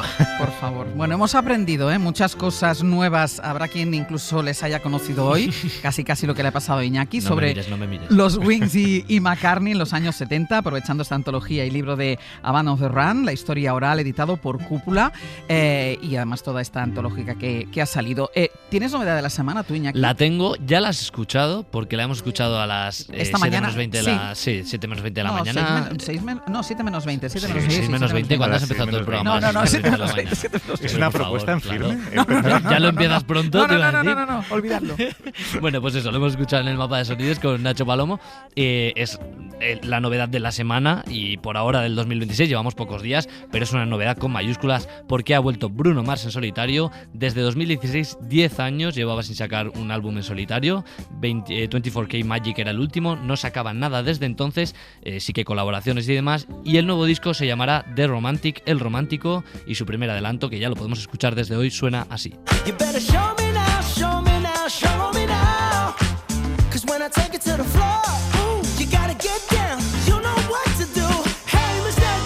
La canción se llama I Just Might, algo así como Puede que sí. Mars valora siempre la calidad sobre la cantidad y por eso no había sacado nada desde entonces. El anuncio de My Album Is Done llega con una decisión meditada, no es una estrategia de mercado, así que habrá que esperar a escuchar el resto del álbum, pero esto pinta muy bien. Y nos gusta, ¿no, Neira? Nos gusta. Lo que pasa es que a mí me genera un poquito de nervios cuando la gente tarda tanto en sacar un disco, las expectativas son tan altas que luego no sabes si se van a cumplir. Bueno, este adelanto está bien. Yo también creo que era necesario para dejar de escuchar un poco Die With a Smile, la de Lady Gaga. También es verdad. Pausa y seguimos. Hoy por Hoy Magazine. Ser Podcast. Sus letras son pasionales, su música pura entrega, y si le dejas un papel y un lápiz arrasa con todo lo que se le ponga por delante. Hoy en las historias musicales, Zenet. Beberte, garganta adentro, tragar sin hielo, sin ser licor, quemarme con tu sabor, como una ofrenda de fuego. Sorberte, lamer tu centro, matarme lento con tu calor, volverte a oscuras un río grande aquí en mi pecho. Qué bonito. A Antonio le hemos abrazado como un tesoro propio desde que allá por el año 2008 se calzó esa visera que sin ser de marinero ya le llevó entonces por los mares de China. Es camaleónico porque él comenzó como actor y ahora también despunta y deslumbra en el ámbito de las artes plásticas, sin abrazar modas, ni tendencias, ni por supuesto algoritmos. Con su sinceridad a pecho descubierto, ha llegado hasta aquí, un 8º disco de estudio con el que pone fin a un año de barbecho en los escenarios. El álbum se titula Las manos y la voz y con ellas da cuerpo a las más bellas palabras. Palabras, palabras, yo hablo, tú hablas, te abrazo, me abrazas y entiendo al final que no nos salva el amor. Lo que nos salva es amar. Antonio Mellado, Zenet, ¿qué tal? Muy buenos días. Buenos días. ¿Qué sería de ti sin el amor y el desamor? ¿Sobre qué escribirías? ¿Sabes qué pienso? Que lo he dicho muchas veces, que yo creo que el amor sirve de excusa para hablar de la condición humana. Es decir, que entre líneas siempre vas a ver un poco que se habla de aquello que uno no se atreve a hacer en la vida y habla de la valentía y el arrojo, o habla de lo que no te atreviste a decir y habla de la imposibilidad de comunicarse, al final de la condición humana. Por eso no todas las canciones de amor tienen que terminar bien. No necesariamente. De hecho, esto lo comparto con muchos compañeros. Claro. Se canta mejor la desdicha que la dicha. La dicha es ñoña. La dicha es ñoña, sí, es verdad. Sí. Yo imagino que Las manos y la voz y no pocos de tus discos anteriores habrán sonado en muchas cenas íntimas, en muchos momentos de sensualidad, de intimidad. ¿A ti te han contado historias de amor? ¿A ti, Antonio, artista, te han contado historias de amor que hayan surgido, que se hayan fraguado al calor de tu música? Sí, eso es una de las cosas más bonitas que te puede pasar en esta carrera, que la gente te cuenta cómo de alguna manera tu música se ha integrado en su vida y ya no solo de amor, que te han podido decir, este niño que ves aquí se cocinó con tu música, que es precioso y además lo ves crecer porque de pronto es mayor cuando ves la siguiente actuación. Pero fíjate lo que te digo, ha habido gente como por ejemplo enfermeras, que me acuerdo en una historia durante la pandemia que me dijo que mi música le había acompañado muchísimo cuando no podía volver a su casa después de una jornada muy dura de trabajo. Y me escuchaba para poder volver al día siguiente con otro aire dentro de la cabeza, ¿no? Lo llegó a escribir dentro de un libro que hizo maravilloso hablando de ese momento, y yo creo que es de las cosas más bonitas que te puede pasar. Y yo estoy convencida que muchas de ellas sirven de terapia. Cuando uno tiene un desamor, una ruptura, tú te pones a Zenet y dices, qué bien está cantando lo mío ahora mismo Zenet. ¿Por qué será que nos gusta como, claro, como rebozarnos claro, en ese barro, claro, qué ¿verdad? bien me esa está... melancolía. Exacto, y sí, esas es canciones de Zenet sirven una barbaridad. Las manos y la voz, ¿por qué? Porque te da miedo lo digital, porque desconfías del algoritmo. Bueno, no debe dar miedo eso. Al final tienes que hacerlo un poco tuyo, hacértelo como aliado. No, porque de una manera muy orgánica las manos se fueron metiendo en el proceso, es decir, al final acabé haciendo la portada del disco, que es un cuadro mío, se me ocurrió la maravillosa idea de hacer un collage por cada una de las canciones, como intentando hacer muy transversal cada proceso creativo y hacerlo material de alguna forma, convertirlo en algo que se pudiera tocar, y fue precioso, la verdad, mancharte las manos con cada una de las canciones, recortando, pegando, coloreando, y de alguna manera las manos tomaron su sitio. Y vuelves al Zenet más original, y lo digo porque yo no lo he escuchado entero, pero lo que voy escuchando me suena mucho a tu primer disco, al primer Zenet. ¿Es voluntario esto? ¿Vuelves al Zenet original?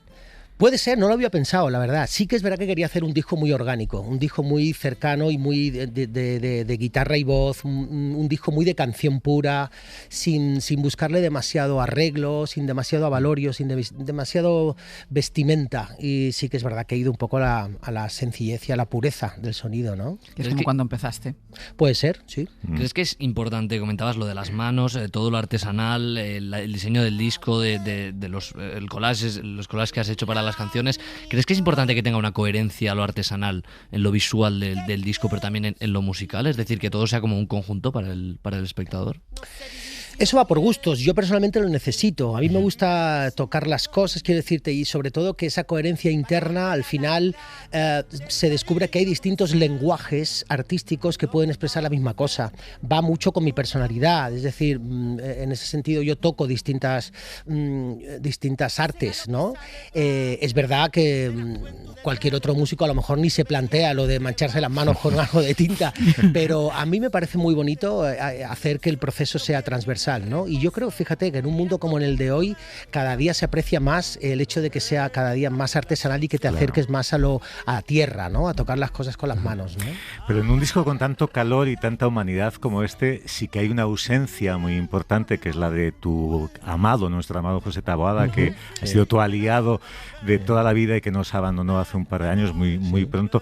Durante la elaboración del disco había momentos en que decías, antes de decidir esto voy a pensar ¿cómo sería la conversación que estuviese manteniendo con Taboada en estos momentos? Está siempre esa conversación, porque alguien que ha sido uña y carne contigo, de alguna manera parece que sus palabras siempre resuenan o su presencia resuena en ti. Y sí que es verdad que nunca me planteé hacerle un homenaje con este disco. Ha surgido solo cuando yo pensé, voy a acercarme más a la guitarra. Fíjate que trabajan en este disco 5 guitarristas diferentes, todos ellos admiradores y muy buenos amigos de José. Y nunca se pretendió intentar hacer lo que José hacía, sino cada uno desde su mundo sonoro hacer su sonido para este disco, con de su tal manera que, exactamente, ¿no? Y de alguna manera, bueno, cada uno aporta su granito de arena y José sigue estando un poco con nosotros, ¿no? Qué bien. Lo cierto, Zenet, es que, bueno, siempre han estado ahí muy presentes en tu trayectoria los grandes clásicos de la canción, a menudo latinoamericana, pero también ibérica. De hecho, asumes estas debilidades en una canción que yo creo que ironiza un poco con este apego por los géneros de toda la vida. Se titula Un fado que más da. Tal vez sea un vals o un fado que más da. Se trata de girar como un planeta donde tú bailas, no existe gravedad. A ver, yo sé que la pregunta es un poco malévola, pero valses, fados, boleros, tangos, bossa nova, aunque sea que, como decir, si prefieres a papá o a mamá, ¿con qué te quedas? Si tienes que conquistar a un nuevo oyente diciéndole, mira, te voy a decir quién soy yo, ¿qué te pones a cantarle a esa persona para que se desplome de la emoción? Uy, qué difícil contestar. Yo creo que el alma, la emoción, tiene que estar en cada cosa que se canta, porque eso es así. Sí que es verdad que yo no sé por qué tengo cierta familiaridad con géneros que son hermanos, que han ido y han vuelto enriquecidos. Entonces yo me he quitado un par de espinitas en este disco. Es verdad, tenía ganas de cantar un fado, siempre a mi manera, porque no me voy a la pureza. Pero también es verdad que me he atrevido con un tango. Ahí está la guitarra de Raúl Chiochio, que de pronto nos reíamos él y yo, porque de pronto decía... te tragaste a Gardel, ¿viste? y es verdad, me he quitado esa espinita también. Es la primera vez que lo que hago es abordar el género puro, que siempre con José Taboada siempre había estado como rondando. Claro, porque ¿no? ¿cuál es la diferencia entre inspirarte en el género o habitar el género? Porque tú el tango lo cantas como si fueras del centro de Buenos Aires. Sí, en este caso sí que es verdad que me he tragado a alguien, sí que es verdad. En ese sentido he tomado forma. Sí que es ¿Cómo verdad, te sientes más cómodo, en la inspiración o habitándolo?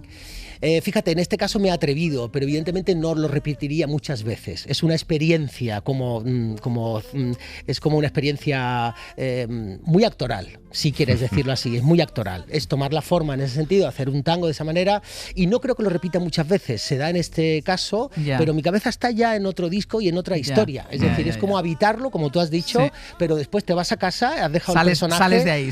Exactamente, y te va siendo el Tony de siempre.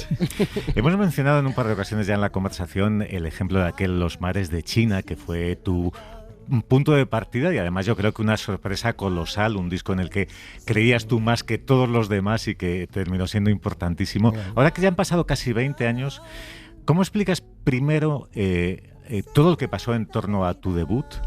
¿Y cómo comparas o cómo vislumbras lo que es el actual Cenet con aquel? ¿Cómo te convences a ti mismo de que el Cenet actual está más evolucionado, está más maduro, está más hecho, es más íntegro que aquel original?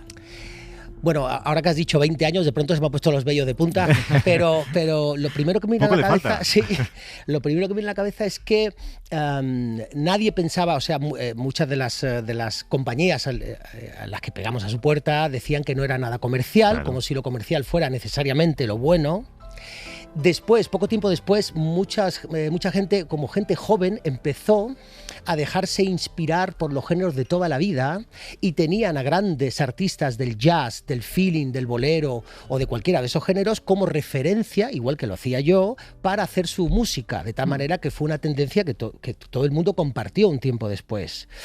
No solo era comercial, sino que empezamos a llenar teatros, sino que al final se tornó una referencia necesaria, el tener siempre a los clásicos. Es decir, como decía Newton, tenemos que andar a hombros de gigantes, ¿no? Y luego hacer lo que nos dé la gana, pero tienen que estar detrás susurrándonos al oído.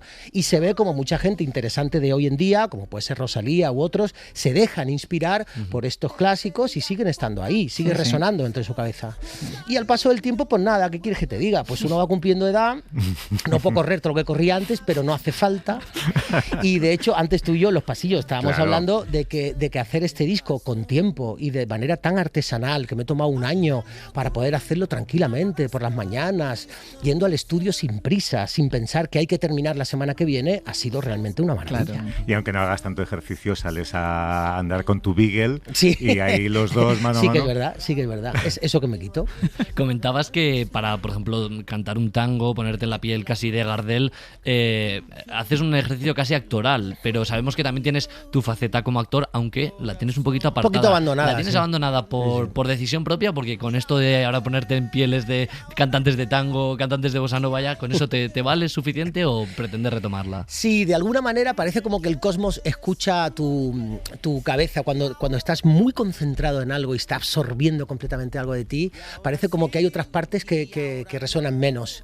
Y sí, alguna cosita ha caído durante este año, pero ahora que voy dejando atrás algunas cositas también, tengo la mente un poco más abierta a eso, así que... Pero espera, es que yo estaba leyendo ahora aquí que tú formaste parte del Ballet Zoom.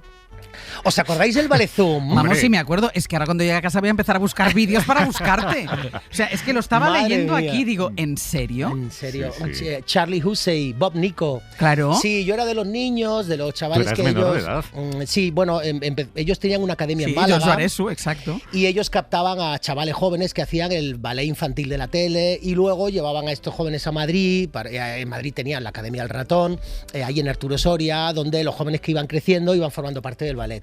Durante un tiempo hice music hall y durante un tiempo bailé con ¿Qué no esta has gente. hecho tú? ¿Qué no has hecho tú? Eso digo yo. Oye, eso pero digo tú yo. tienes un biopic del libro. Totalmente. La verdad es que sí, estamos en ello, ¿eh? Sí. Estamos en ello. No sé si un biopic, pero un documental como como una catedral. Que sí, sí. Bueno, vamos a escuchar una última canción, no nos vamos a quedar con las ganas porque hablábamos de distintos géneros musicales, pero hay uno que también encuentra acomodo en las manos y la voz y nos hace volar de inmediato hasta México. Y yo, que presumía de canalla sin clemencia, hoy no puedo enamorarme del olvido y olvidarme de tu nombre en penitencia. Pues ya ven, que no hay género que se le resista, incluso te bailan como el Ballet Zoom, no hay ningún problema. Antonio, muchísimas gracias por haber estado con nosotros. Muchas Ha sido un gracias. gusto reencontrarte. Un gusto. Vamos a hacer una pausa, se va a preparar y en un ratito, nada, en un par de minutos le tienen aquí cantando para todos ustedes. Hoy por Hoy Magazine. Ser podcast. Pues ahora sí, Zeneta a la voz y Raúl Horacio Chiocchio a la guitarra. Juntos van a interpretar en riguroso directo El deseo de volar cuando vosotros queráis.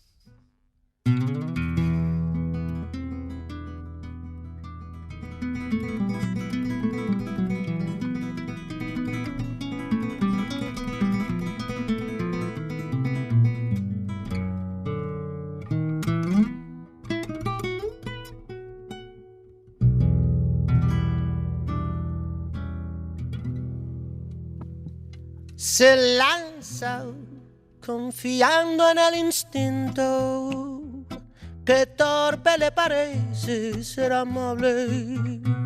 Conoce el complicado laberinto y afila sus colmillos como un sable. Malditos los quereres razonables, maldito, maldito lo normal.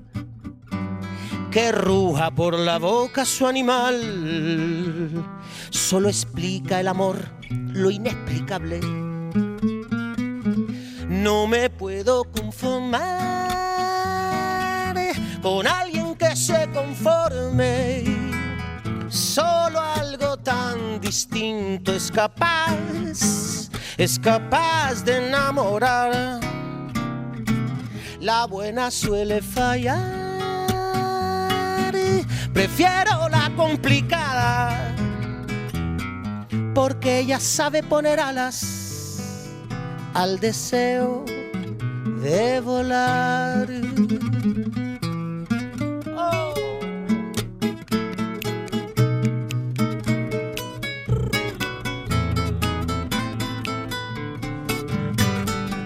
Síguelo.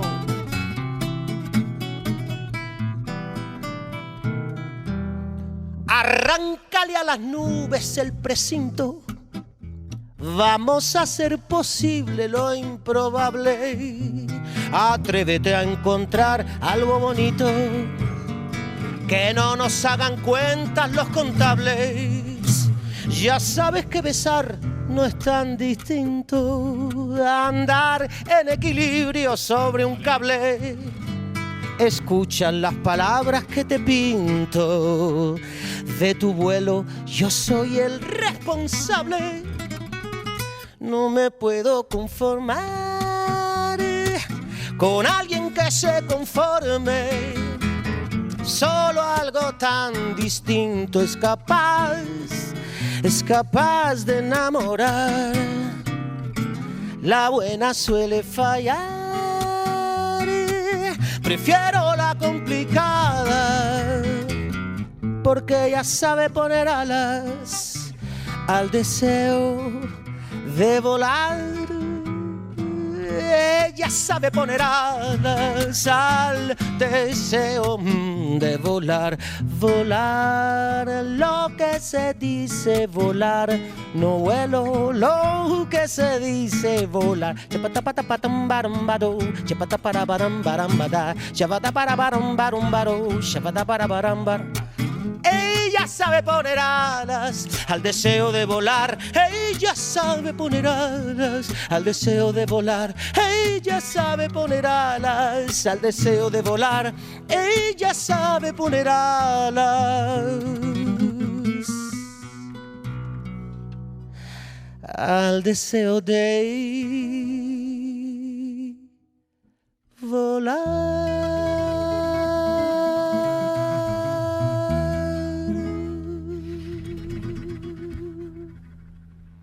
Las manos y la voz, el nuevo álbum de Zenet. Muchísimas gracias.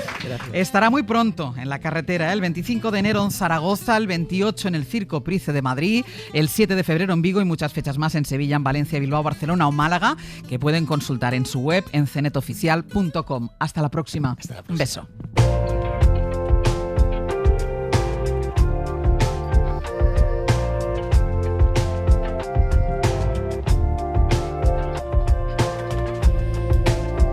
By all the forms that you get from your Mandelbrot set, I've been undone.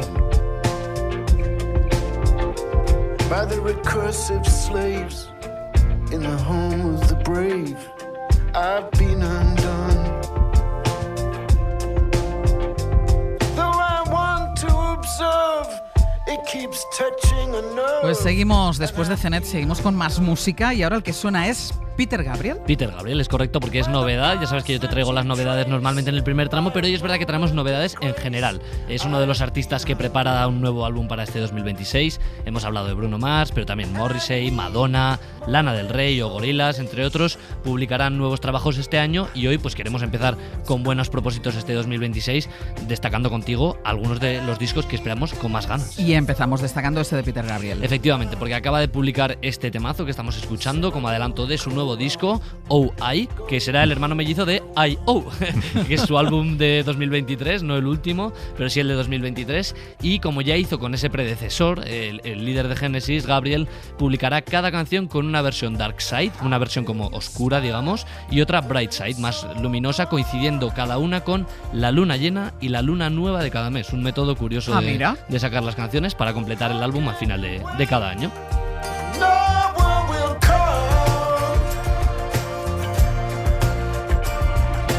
Maravillosa, como era de esperar. No sé si sabéis la historia de los títulos de los discos de Peter Gabriel. No. Los 4 primeros discos no tienen título, tienen la misma tipografía, con lo cual no hay manera de distinguirlos. La ¿Cuál gente es el dice, primero y cuál es el cuarto? La gente dice el que sale un coche, el que sale un arañazo.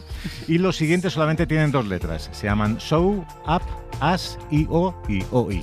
Qué bueno. Bueno, así no se rompe tampoco todo la cabeza. Todo lo contrario al marketing, podríamos decir, ¿no? Hay gente que está meses buscando el título del disco, ningún problema. A ver, ¿tú qué le pides? Supera a Peter Gabriel, ¿eh? ¿Qué le pides a este 2026? Superarlo no, pero como mínimo empate técnico, porque yo le pido que haya, y parece que va a haber, nuevo disco de este chico del que hablábamos antes, este tal Paul McCartney. Look out for Lavatory Lil. Look out for Lavatory Lil. You think that she's a winner when she's cooking you your dinner, but she really moving in for the kill. Lavatory Lil. Este Lavatory Hill pertenece a McCartney 3 del año 2020, no publica nada desde entonces, pero todo indica que lleva meses trabajando con el joven productor Andrew Watt, que es uno de los que está últimamente en todos los fregados. De hecho, parece que se han grabado cuerdas en Abbey Road, y Watt ha dicho que McCartney ha cantado con motivo de este álbum algunas de las mejores armonías vocales de su historia, incluyendo las que hizo con los Beatles y con los Wings. Y eso ya tiene unos años. Pues tiene 84.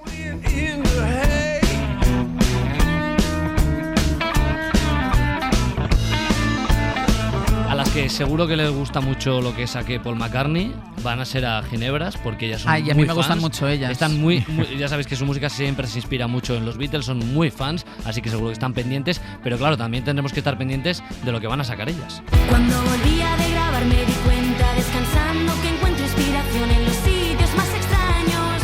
Lo que sea que me inspire significa algo. Qué pereza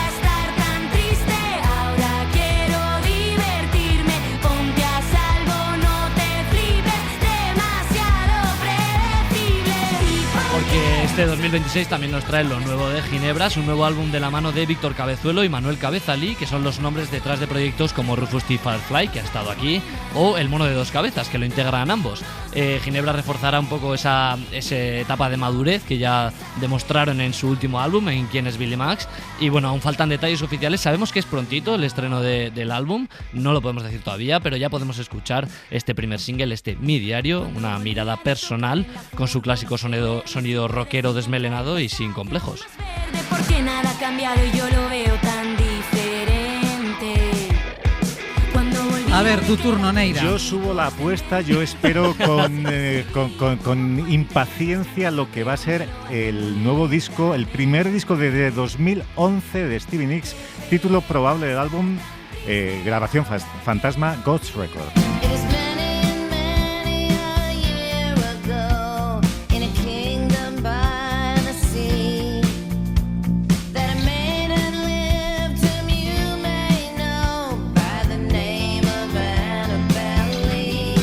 Yo es que escucho a Stevie Nicks y ya directamente floto. Esta canción viene del álbum In Your Dreams del año 2011, se titulaba Annabelle Lee, inspirada en Edgar Allan Poe, como la misma canción de Radio Futura.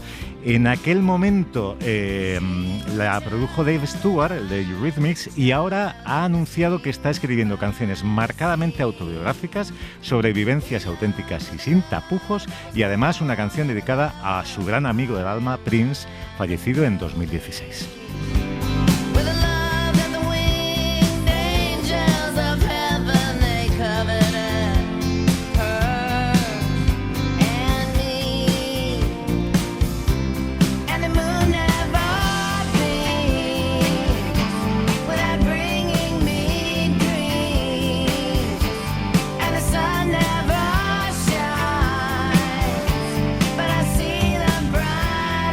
Es que el nivel va escalando. O sea, este 2026 puede ser, claro, puede ser la bomba. Va a sonar mucha buena música por aquí, así que nosotros vamos a seguir siguiendo todo lo que salga. Pero yo he de decir que hoy, la verdad que me apetecía poner algo que ya hemos escuchado aquí, pero que es que me apetecía, pues de cerrar el viernes así con buena música. Quiero escuchar lo nuevo de Joel López, que sacará nuevo álbum también este año. Ya hemos escuchado el primer adelanto, se llama Sombras Chinas y suena tal que así. Y allí no estaba Janis ni Bowie ni Simón y desapareció cualquier ideología. Oh, y todas mis batallas fueron una gran batalla, una única y gran batalla. El propio Joel ha confirmado que esta canción nace de una época en la que pasó por una depresión, que se ve reflejada en la letra, pero que se compensa con la luz de las voces del coro infantil Las Veredas. Ya sabemos que el viernes que viene, el día 16, tendremos otro aperitivo de este nuevo trabajo de Joel, y este se llamará un tema que se llamará Cupido, muerte al amor romántico. Ya lo ha anunciado Joel en redes y lo promete todo, así que estaremos muy pendientes. El viernes que viene. El viernes que viene. Bueno, es día de historias musicales. Así que probablemente lo hagamos sonar. Vale. Las canciones de desamor de Joel son demoledoras, claro, con lo cual, oye, ya hemos quedado con Zenet que se le canta mejor al desamor que al amor, Sí, da mucho juego. Y todas mis batallas fueron una gran batalla. Venga, que nos da tiempo para otra petición en 2026. Bueno, yo creo que si alguien tiene que venir en 2026 llamando a la puerta es este tal Bruce Springsteen. Vaya. She takes off her shoes and runs down the beach.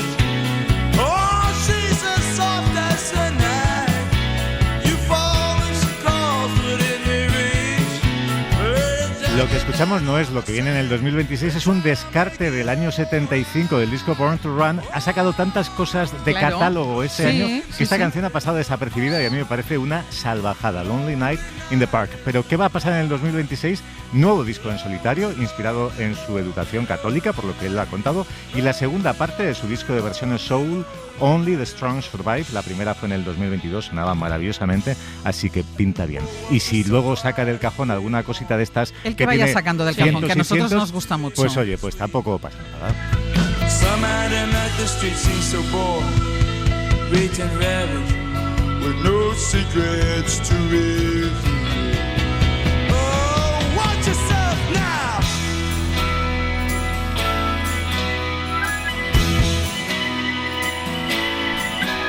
Tú grabas esto y lo dejas en el cajón 50 años. Porque Y un jueves te ¿para qué? despiertas y dices, bueno, pues lo voy a sacar. El caso es que yo tenía algo por ahí de las sesiones de Born to Run y es esto. ¿Tiene hijos Bruce Springsteen? Tiene hijos, sí. Porque deben estar ahí esperando para cuando él no esté, que espero que falte mucho tiempo, y revisando todos los ¿Cómo habrá cajones. los cajones de la casa? Ir abriendo cajones. Que buscar hasta en la última esquina. Hasta en los cajones del cuarto de baño. Venga, que para la guinda estas historias musicales nos queda la traca final de Neira. Claro, mañana hay una efeméride, no sé si habéis caído en la cuenta. Mañana se cumple el 10º aniversario del adiós de uno de los más grandes de todos los tiempos, David Bowie. Y le vamos a manejar con un tema en directo, una canción que no es especialmente conocida, pero que además ahora mismo parece, eso sí, especialmente visionaria. John is an American. Oh yeah. I'm afraid of Americans. I'm afraid of the world. I'm afraid I can't help it. Lo voy a poner como himno en Venezuela, en México, en Groenlandia. En medio mundo. En medio mundo. Y lo que nos queda por ver, me dan miedo los americanos, me dan miedo el mundo. Esto lo compuso con Brian Eno en el año 97. Esta grabación es en directo de julio de 2002 en el Festival de Montreux, una grabación que ha permanecido inédita también hasta este año pasado. Y la verdad es que pretendía ser sardónica, burlona, pero a día de hoy es literal. I'm Afraid of Americans, David Bowie. Mañana se cumplen 10 años de su despedida.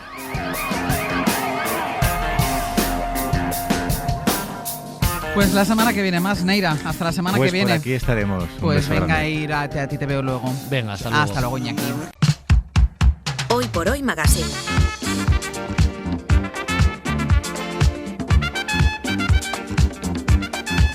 Ser podcast.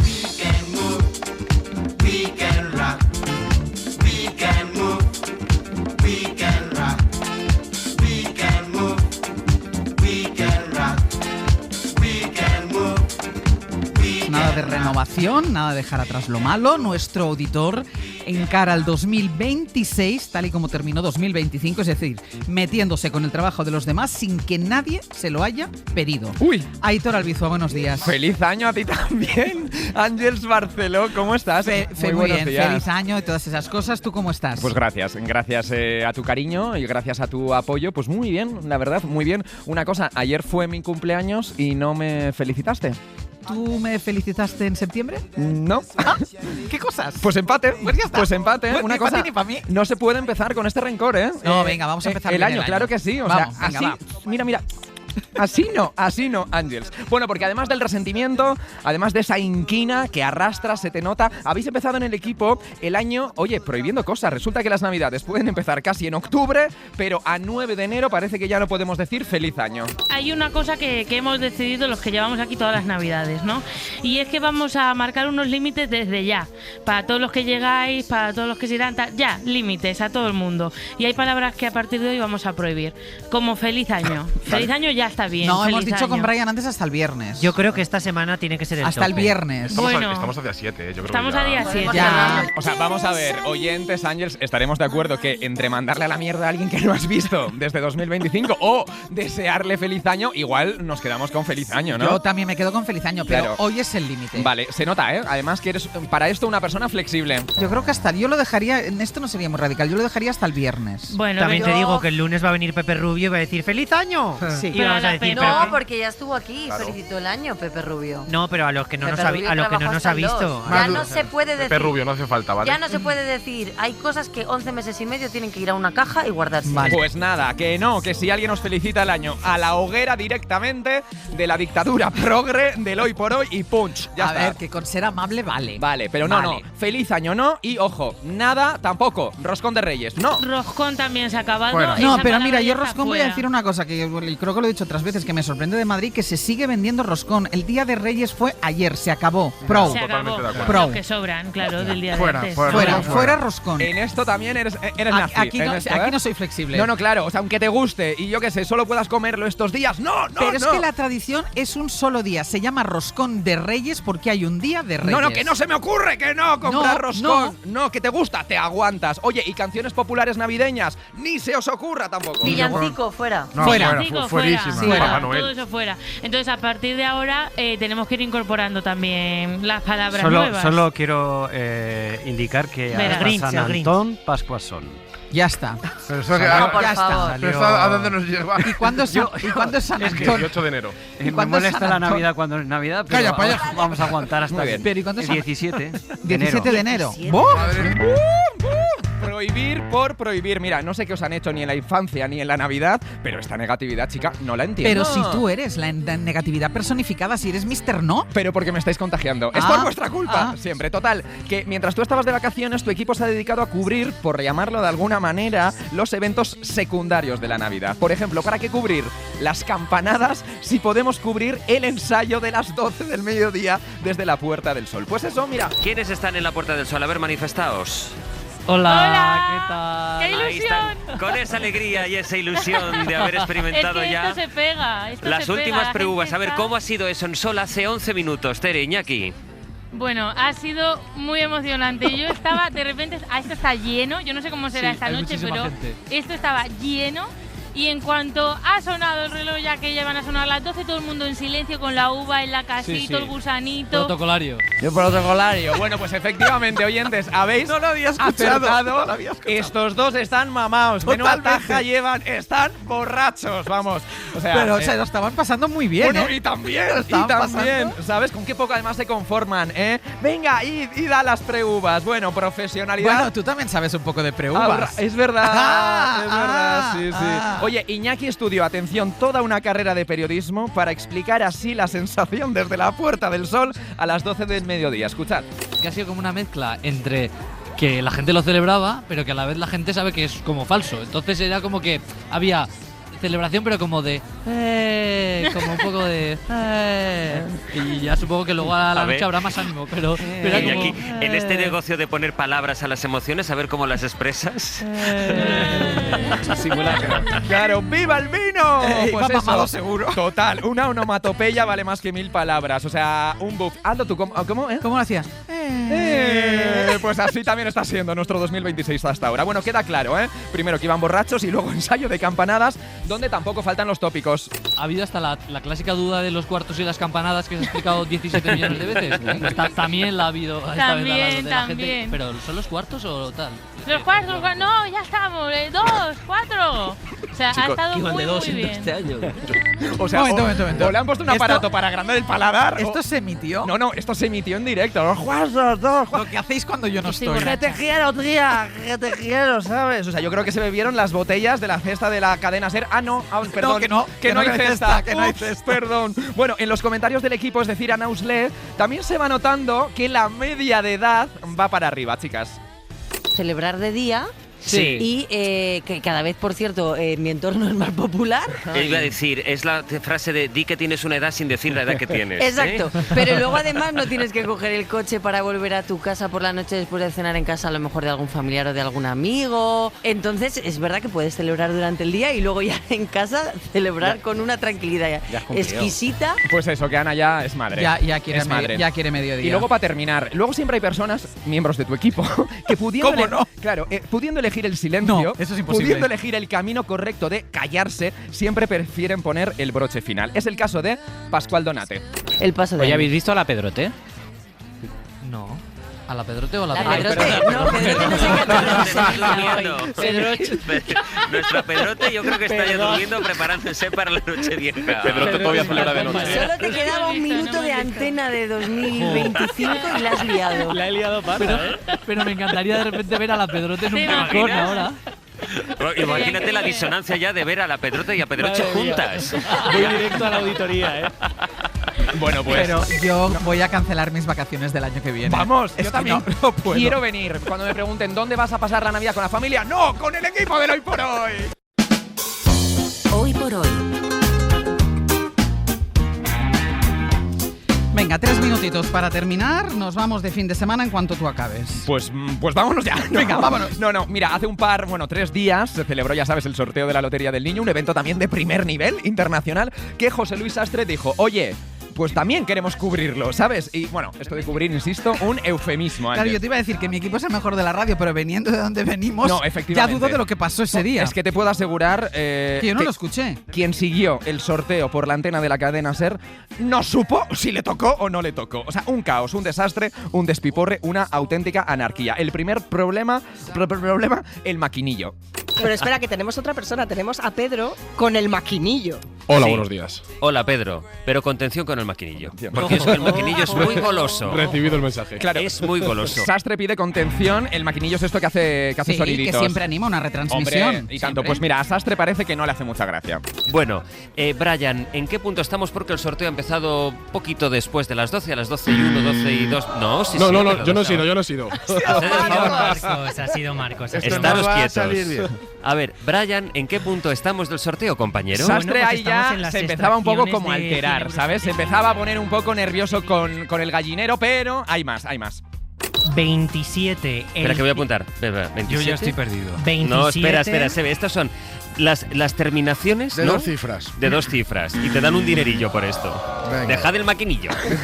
27. Sastre se empezaba a incordiar un poco, o sea, a enfadar, ¿sabes? Cuando quieras alterar a Sastre, ya sabes. Me traigo un maquinillo. Pero vamos. Y ya te digo que si el objetivo era informar de los números ganadores, bueno, imposible. Por último, consignemos también cuál es el tercer premio. El tercer premio es el 32.615.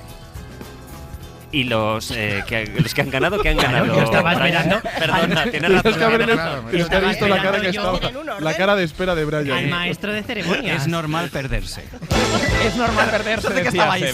Sebe? Bueno, además del lío del maquinillo, segundo obstáculo para Sastre, Brian Pérez. A ver. Son el número 3.682 Y 1800. 1829. Perdón, Sastre, que te he pisado. No te preocupes. Si fuera la primera vez. Sí. Hombre, rencillas no, ¿eh? Oye, por favor, que es el día de Reyes. Reyes. Por favor. A Os lo ver. pido, ¿eh? Bueno, se nota ahí un poco la discordia. Como en las ¿eh? buenas familias los días de Navidad. Claro, pues no hay una sin dos. El hecho de que haya más extracciones, que es esta palabra que no os resulta tan cómoda, hace que… Es que lleva X y 2 Cs. Ya bueno, pero pues, somos periodistas, Sastre. Ya, aprovecha. sí, es verdad, es verdad, Bueno, es verdad. la cosa Segundo es que puyazo en la- La verdad es que está que… Al Ya tener- veis, no, no, la compañerismo, hermandad, sororidad. Eso que acabamos de empezar el año. Total. Bueno, y el mejor, terminamos ya, Severino Donate, que no se ha enterado de nada. Y el 6.799. Que son muchos números. Son muchísimos números. la También, verdad. no, que no termina. Un décimo. Aquí hay más. Un décimo, Sí, nos vamos a quedar cortos. El año, 200 euros y el- ya está. el año que viene no van a permitir que hagamos la No. retransmisión del niño. No lo permitan, pero déjame meter un corte más antes Sí. de terminar, porque claro, le dicen a Sebe, oye, ¿qué te ha parecido? Respuesta. Quisiera saber en este momento la opinión de Severino Donate. Sebe, ¿cómo lo has visto? Un tostón. Veremos a Hombre, ver. Sebe. ¡Un auténtico tostón! Y nadie se enteró de nada, De pero nada. lo pasamos ¿Te ha muy bien. tocado el niño? No lo sabes. No lo sé, claro, yo sé, tampoco. todavía lo tengo que mirar. Hasta la semana que viene. Un beso. Y a todos ustedes, hasta el lunes. Les esperamos a partir de las 6. Pongan el despertador.